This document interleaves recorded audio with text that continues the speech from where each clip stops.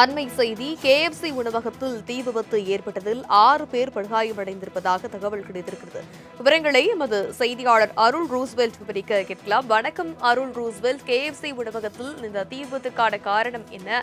முதற்கட்ட விசாரணை கூறும் செய்தி என்னவாக இருக்கிறது? படுகாயமடைந்திருக்கக்கூடிய 6 பேரின் நிலை என்னவாக இருக்கு? வணக்கம் தனலட்சுமி. அதாவது தஞ்சை பகுதியில் KFC சிக்கன் சென்டர் உள்ளது. இங்கு சற்று நேரம் முன்பாக KFC சிக்கன் சென்டரில் திடீரென பழுதாகி உள்ளது.